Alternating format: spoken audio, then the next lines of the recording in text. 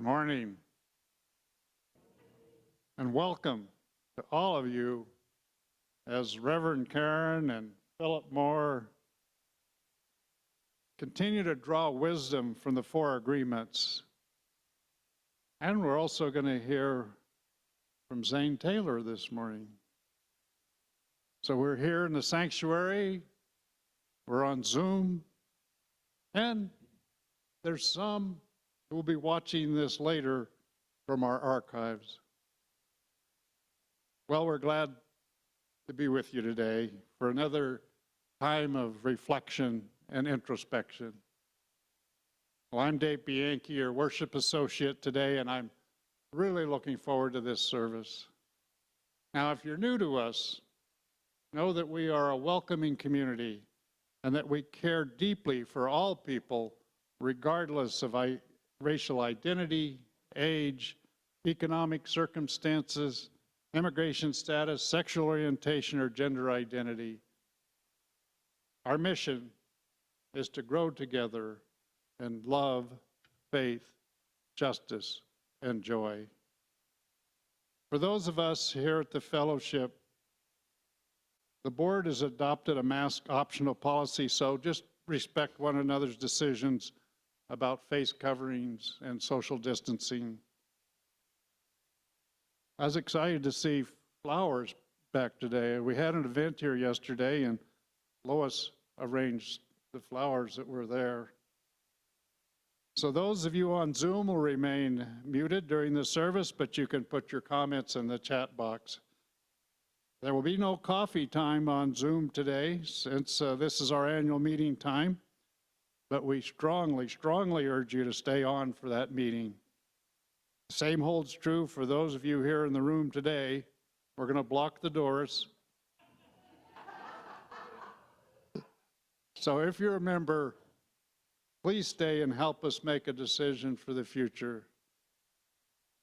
One quick announcement, Sheila, who's up here in the group, there's Sheila, our guru of auctions, will be available. She's got some additional auction items that are still for sale, so she'll be available later today. So no matter where you are today, sit back and enjoy, and thank you for being with us.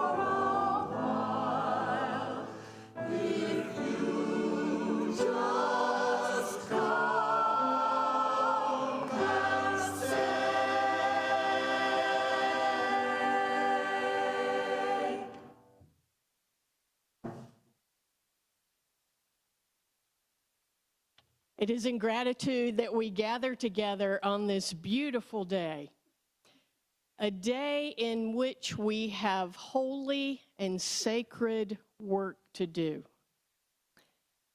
Let it never be said that conducting the business of our congregational meeting is anything other or less than holy and sacred work that we do together.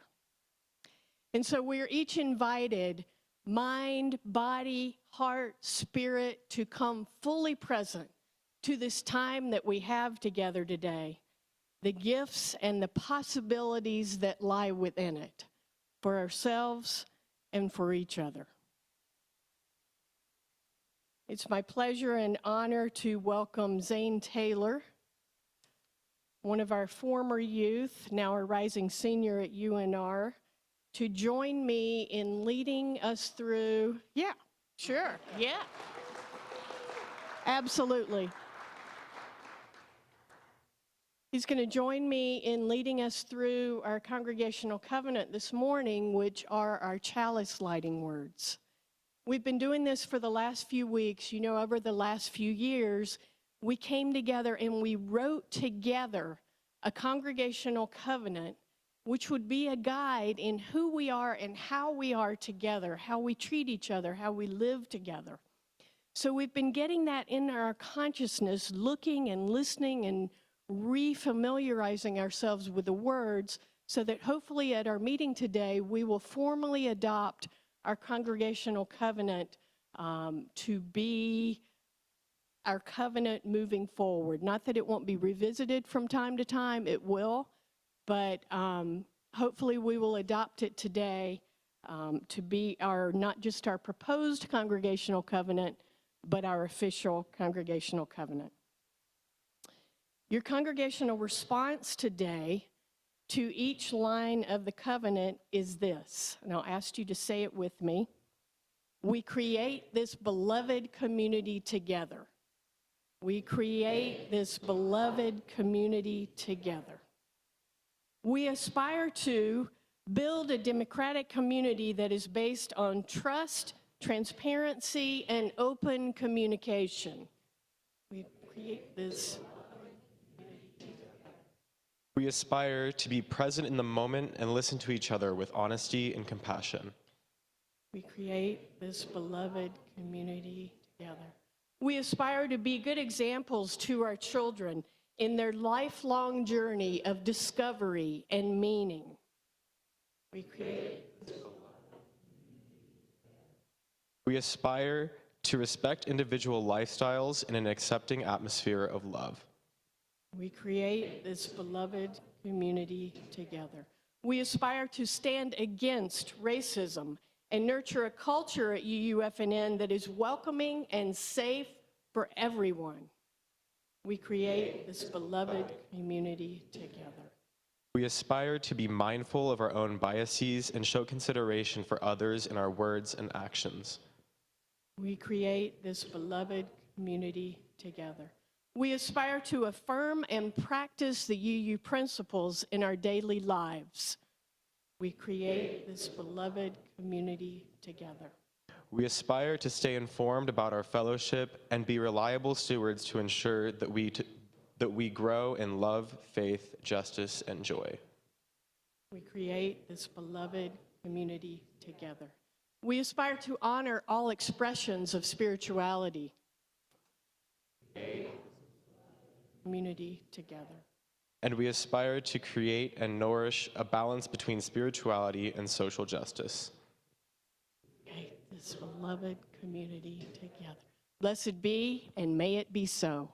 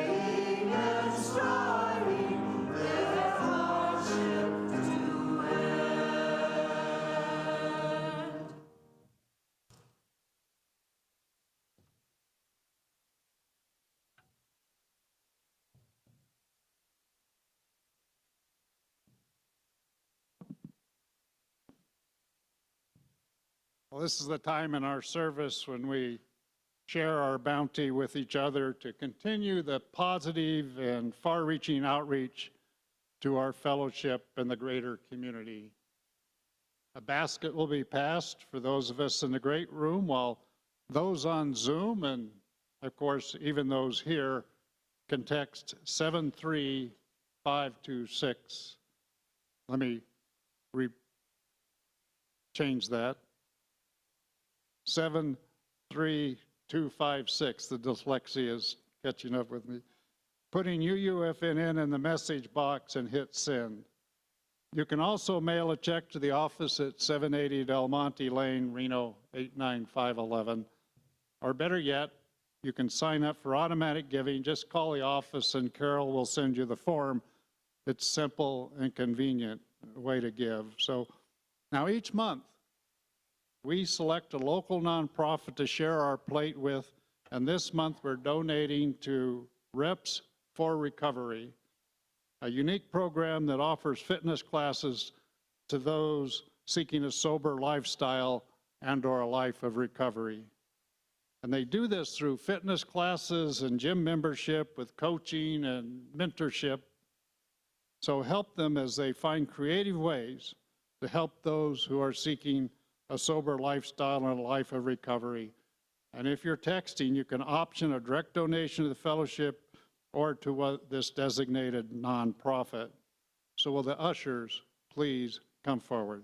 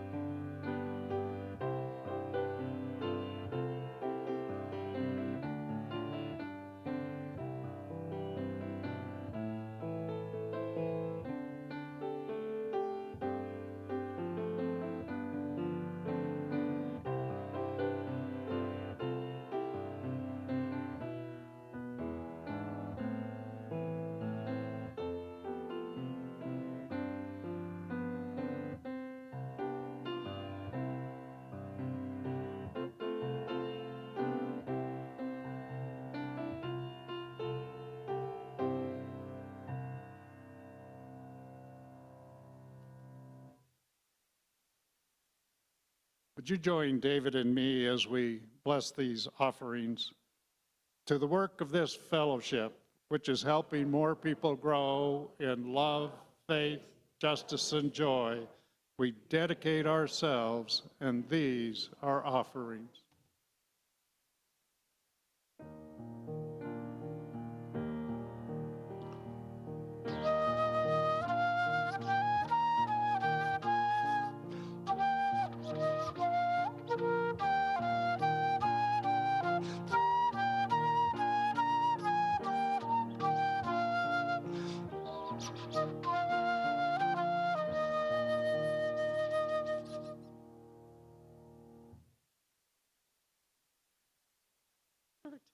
Hello, everybody. My name is Zane Taylor. Some of you may know me or recognize my name, but not my face. Some of you with stellar memories might recognize both.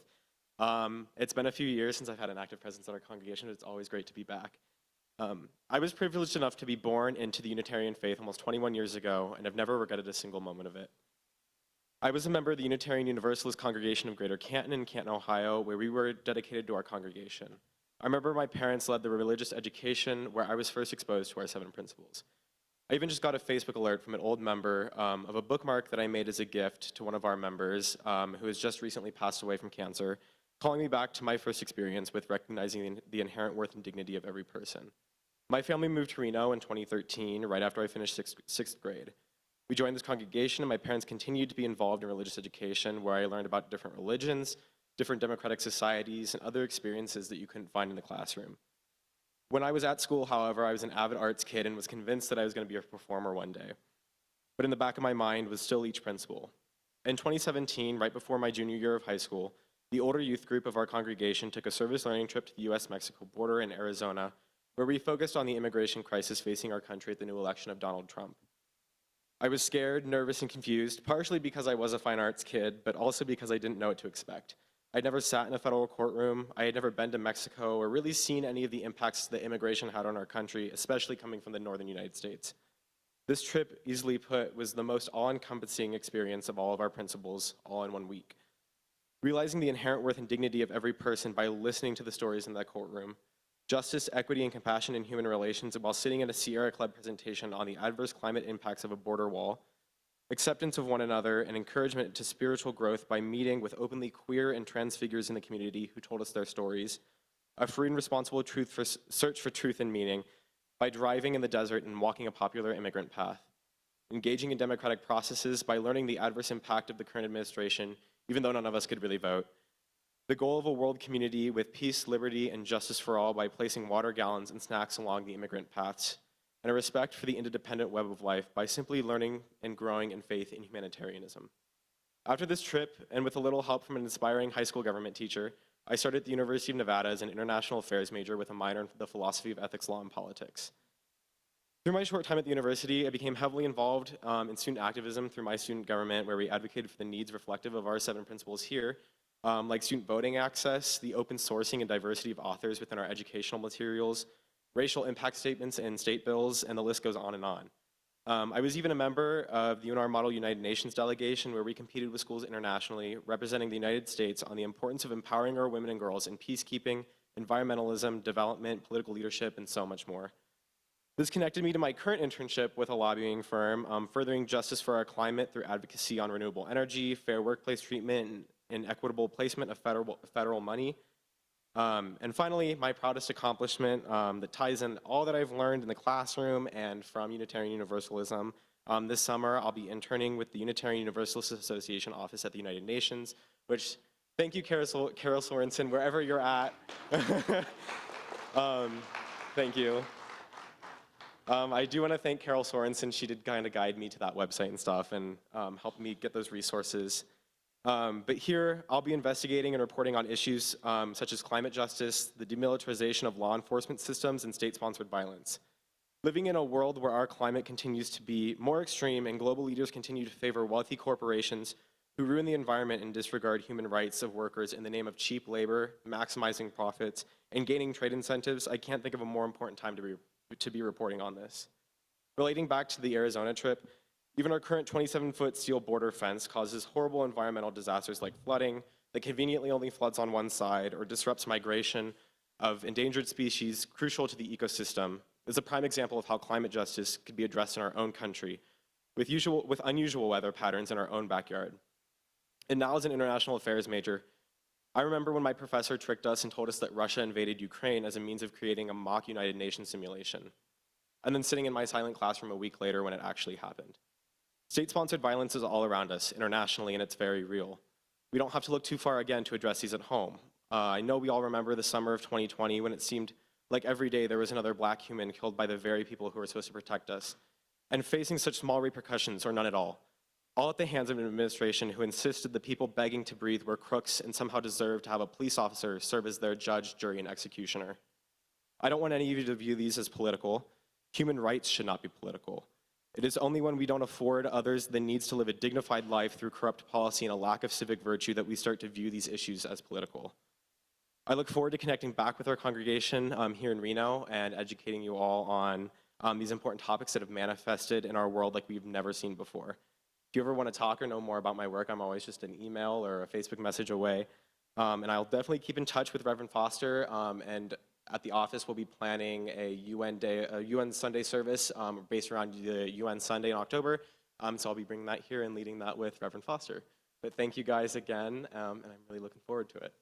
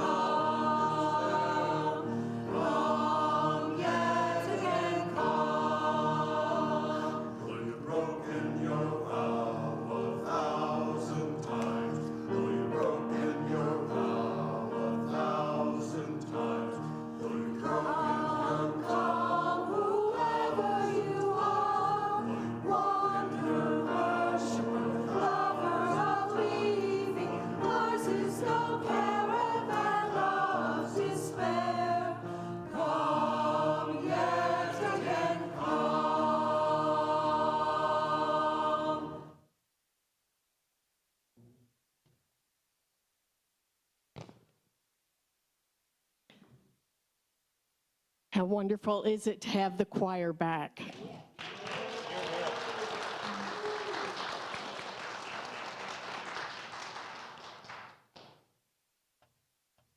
Last Sunday, Philip and I began a UUFNN talk show style conversation about the book,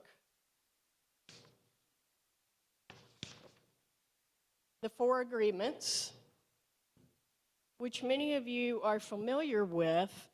And this is a bestseller that offers a code of conduct from Toltec wisdom. And it advocates freedom from self-limiting beliefs and that may cause suffering. The book was first published in 1997. It was on the Oprah Winfrey Show in 2001 and again in 2013. And it's become somewhat of a pop culture icon book. And so we're exploring what that's about and what this ancient Toltec wisdom has to say to us. I love that a member of our congregation, Heather, let me know last week that she was traveling in Portland, Oregon, and opened the bedside table drawer in the hotel, and lo and behold, rather than a Gideon Bible there, she found the Four Agreements. The Toltec people lived in southern Mexico thousands of years ago, and they were scientists and artists, and they formed a society to preserve the spiritual wisdom of their ancestors. And because of colonization over the centuries, they had to do that in secret. And so the knowledge was passed down through Naguals, which were the spiritual leaders and teachers. And Don Miguel Ruiz, the author of this book, is one of those. And he believed that he was guided to share this wisdom with the world. When we talked about last week, I think that we as human beings need kind of bumpers or structure to help us figure out how it is that we should live. Something different than laws. Laws are different. But some aspirations of how we might seek and find our best and highest selves. And we know that children need that kind of structure. And, I think adults need it too. I think that we also need agreements and expectations of how we might treat each other. Over the last while, we have been devising and revising and editing our congregational covenant that hopefully we will approve and adopt today. But the congregational covenant, I think, is not so different from these four agreements. They also offer wisdom and some ideas about how we might look for our best and highest selves in the ways that we live out being community together. The four agreements and our congregational covenant are aspirational. And what that means is it's what we strive for, knowing that we're not going to get it perfectly 100% of the time. Come, whoever you are, we have broken our vows 1,000 times. We're not going to get it perfectly all the time, but it gives us a framework and an aspiration to strive toward, knowing that we will mess up, we will forgive each other, and we get to come back and continue living in covenant and seeking to do our best. And so with that as a backdrop, we want to, last week we talked about the first covenant, the first agreement of the four, and the first one is what, Philip? Be impeccable with our word. Be impeccable with our word is the first agreement. And we invited you last week to try this on, to take a day or a few days and commit to being impeccable with your word and see what you learned, see what you noticed. Is there anyone who did that, who had an aha moment after the service last week or as a result of trying that out? Is there anyone that anything Is there anyone that has anything you would like to share about participating in that homework? Be impeccable with your word, or anything about the introduction to the 4 agreements last Sunday?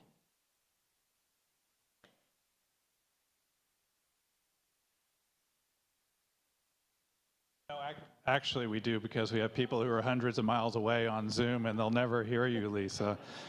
So this is Lisa Talso. Sorry, we won't have her on camera, but I'm glad to hear her speak. Oh, well, I haven't been for a while, but I came because I've been doing this book for years. And I found I say them every morning. And being impeccable with your word, the aha I've had over the years is that a lot of times we'll say these little tiny, the showing up piece. It's like always show up. And we sometimes, if we're late or we're something, we tell it just a little teeny white lie or a little. And I think, no, be impeccable with your word. I was whatever. There's no excuse. It's just here I am. And this is, and that's made a big difference for me and my growth, I think. So thanks. Beautiful. Thank you, Lisa. Anyone else?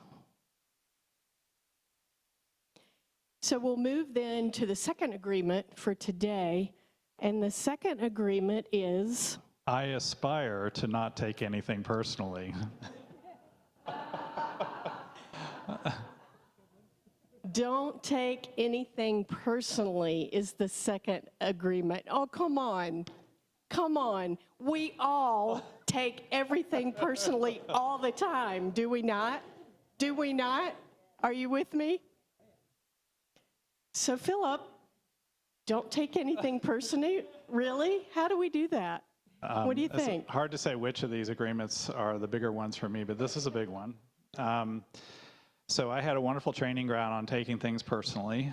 My parents were loving in their way, but not terribly available for me emotionally, and therefore their expressions on their faces, their words seemed to me to be a criticism of myself and what I needed to do differently to have them, want to spend time with me. I'll just leave it at that.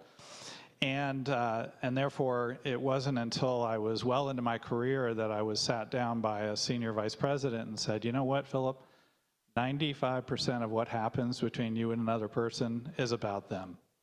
It's not about you. And I was like, really? I thought it was the other way around. I thought they were all upset with me as the leader of this project. It was a wonderful awareness, and but again, it's something I continue to work on all the time because I had such a great training ground to believe that I was responsible for every reaction going on around me. Not helpful. Can you think of any stories or examples of how you have sought to live out this second agreement in your life? So when I started my new job, I'm working remotely for a hospital in Memphis, Methodist Le Bonheur. I was in a conference call with a senior executive at the hospital, and she was starting to question my credentials. Why was I there? Was I moving to Memphis? No. What was my reason to be there? And really, who was I? And who did I think to be on this call with her? And I had to take a step back and realize that this came from the team I was working with that had really strong relationships with her, and they were really concerned about me and others that had been brought in to revisit the department and the processes in the department, and they were all pretty scared. So I had to take a step back and regroup in the middle of the meeting to say, you know what, this is really not about me and my credentials and where I live. This is as much about what's going on and the change that we want to bring to the IT department. And that was an important moment for me to be able to stay present in that, because normally I would have said, oh my goodness, I'm not qualified to be here, and this is about me, and what do I need to do to justify myself? So it was a good thing to overcome.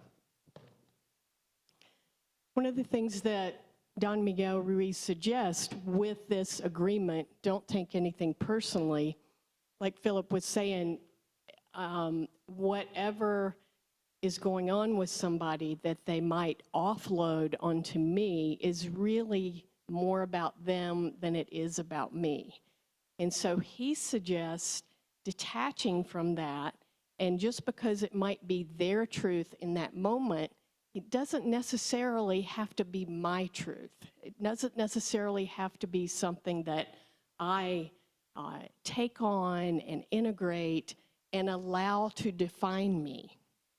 And one of the other things that Ruiz suggests, he says, if we're going to fully and truly aspire to live into this agreement of not taking anything personally, then not only do we not take on the critical feedback, the difficult things that come at us, but by the same token, we have to do that with the positive things too, with the compliments.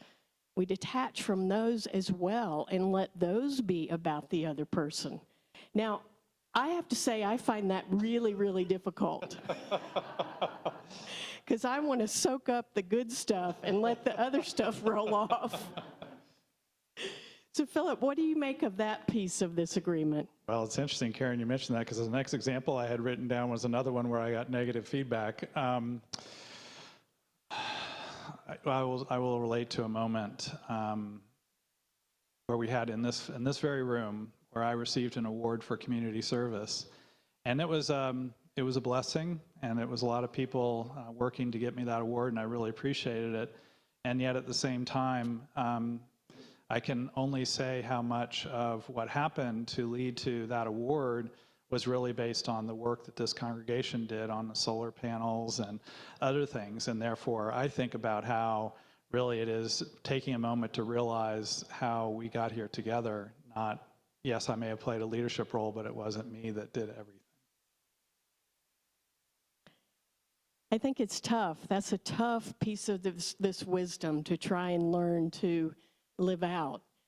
You just mentioned that you had another example of trying not to take something personally. Would you like to share that one? Yeah, certainly, many of them. But this last one is just sort of a weird one, because I realized my boss is great about giving feedback. And it can be hard sometimes to hear that feedback, particularly when I did not do things that worked out well.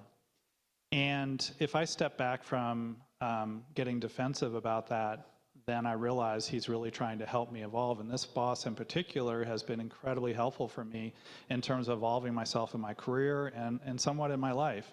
And therefore, to accept that as a blessing rather than something where I had to get offended, because it was, even though it's, can you imagine anything more personal than getting feedback, but yet it really wasn't intended to be a critique of me as a person, more what's happening in my work. So again, something to stay present with.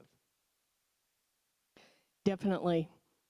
I think with this agreement, it's always important to look at the context and the environment and the full impact of everything that's going on.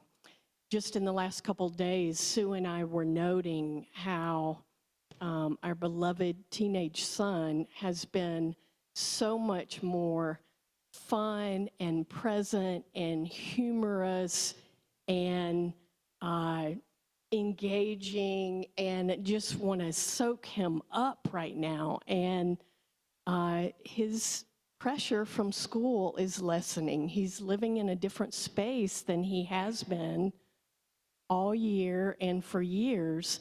And Sue and I commented about how, wow, this is just like incredible. We're just loving this time with him. And then we both kind of stopped and looked at each other and said, yeah, we do the same thing.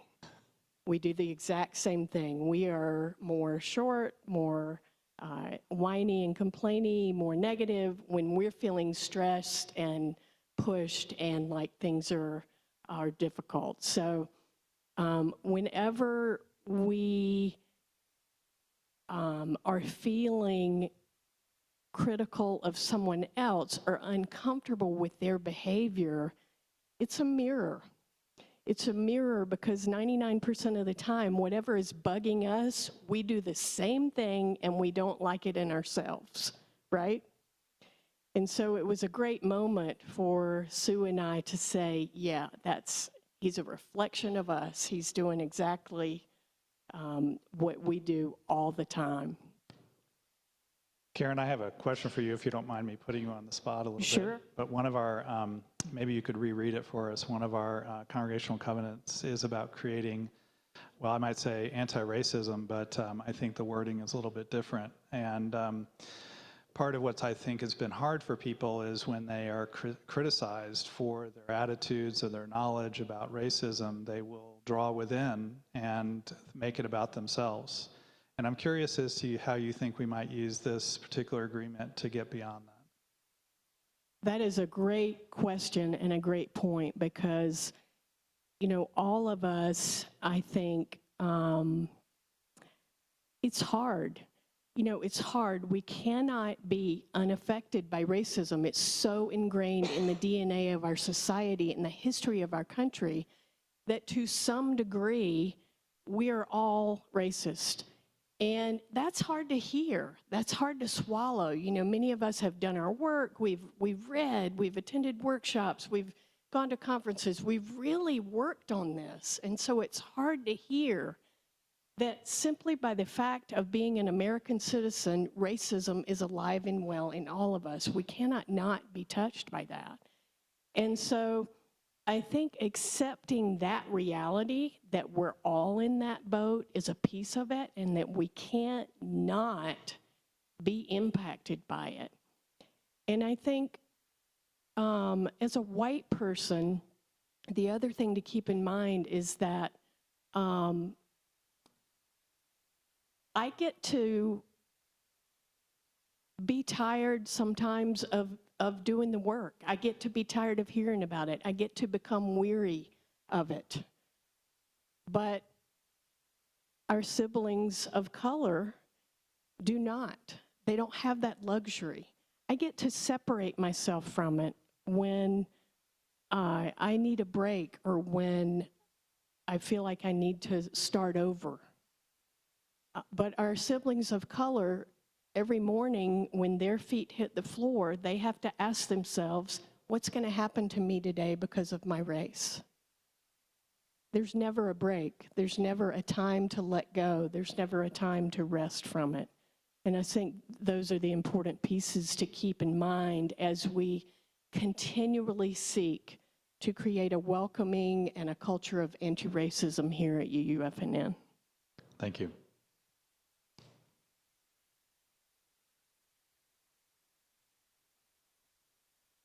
So we're going to pick back up on this series again a little bit later in the summer. And so in the meantime, I'm going to invite you to read the 4 agreements.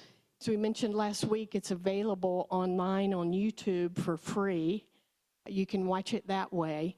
And invite you to take one of the agreements, maybe one day a week, and just see what it feels like to live fully into it. Just pick one at a time, immerse yourself in it, read about it, think about how it applies to your life, how you might live it out, like Lisa was sharing.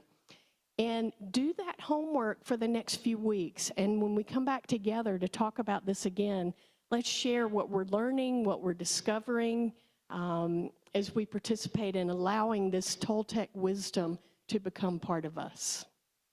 Blessed be.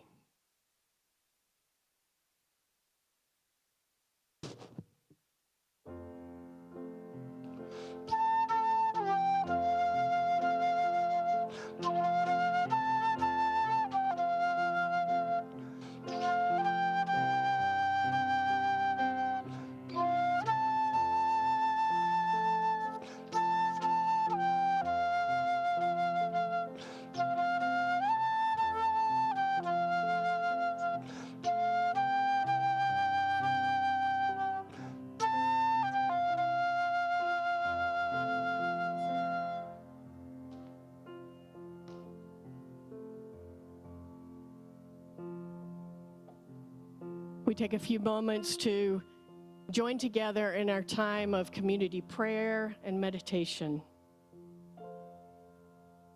You know, prayer and meditation are words that if we asked each one of us in this room what they meant or what they are, we would get as many different answers as there are people in this room. And so it's an opportunity and an invitation for us to take these few moments and connect with our deepest places within, and connect with that which is larger than us. Connect with the connections that are this community. Connect one to another, and connect with that which is in our hearts and uppermost in our minds. I wanted to make you aware that David Clark, the husband of Sue Clark, passed away earlier this week. And we hold Sue and all of their family in our care and in our love. You're invited in these moments to connect fully with the ground of our being, spirit of life and love. You're invited to take a few deep breaths and fully connect, and have a few moments of reflection with those fears, those worries, those celebrations, those milestones, those joys, whatever it is that is on our hearts this day. And our folks who are joining us on Zoom are invited to record your reflections and what is on your heart in the chat in these moments.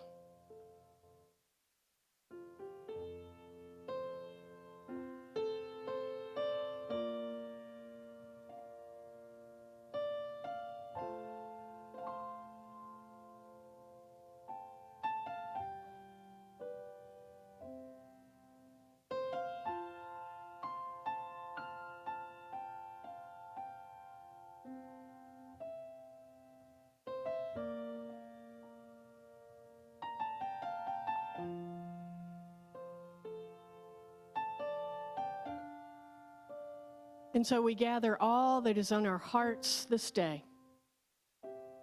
Those things that we are able to speak and those that are held in such deep places that we have no words. And we know that we hold them all together as one in the heart of love. And we offer our gesture, which has become our custom, one hand on the heart, one hand extended outward, and it is our way of saying, I see you, I hear you. We are all in this together, and whatever it is that we hold it together. Amen.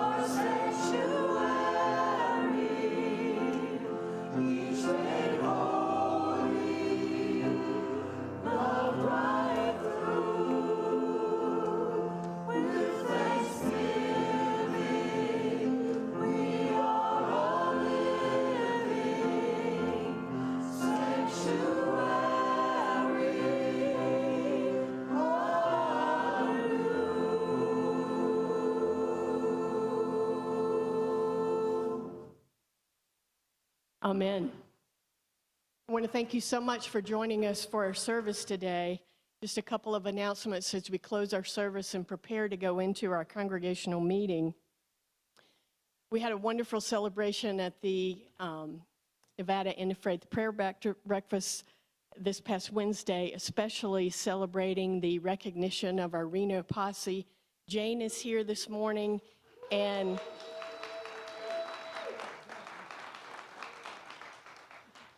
It was a great event. I was so proud to be there and to celebrate the accomplishment of our very large Reno Posse team. And Jane wanted to let us know that she has the certificate and it's not a trophy, what do you call that? Award, thank you. She has that. If anyone would like to see it, we'd love for you all to be able to share in that with us this morning. And it's in the gathering room after service. And as always, we do collect single-serve water bottles or juice pouches like Capri Sun, single-serve snacks like granola bars. In between the buildings are the bins, and those get collected on Wednesdays, mid-afternoon, to go each Wednesday to serve on Wednesday evening. So if you can continue to help with that, that is a huge help in serving hungry neighbors on Wednesday evenings. Kristen's farewell party, Kristen Famula, is going to be held It's going to be held on June 19th, immediately following Sunday service. It's going to be a grand celebration to bless her, wish her good luck, give her a send-off, and thank her. And so you'll want to participate in that. If you have any questions or if you'd like to do a tribute for her at that celebration, you can see Lois, who's helping with that event. And yes, it will be bittersweet, and we will all be in that together as well. Our congregational meeting will follow about 15 minutes after the close of our service. If you're not a member, you're welcome to be present and observe. If you are a member, you can vote, and we encourage you to sign in. What will happen is we'll vacate the sanctuary, we'll set up for a few minutes, folks will come back in and sign in. We do need everyone to sign in, both online and in person, so that we can establish a quorum to do the business, which is 60-some folks. So we really do need folks to sign in so that we can establish a quorum. There won't be a coffee hour today on Zoom because of the congregational meeting, but that will resume again next Sunday.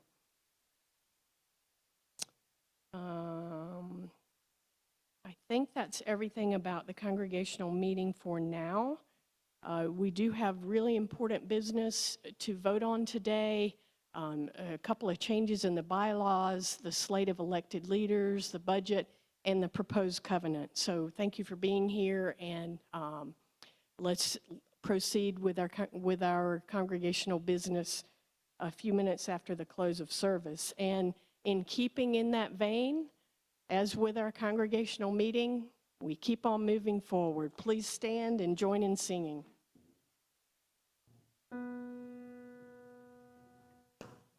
Gonna keep on moving forward.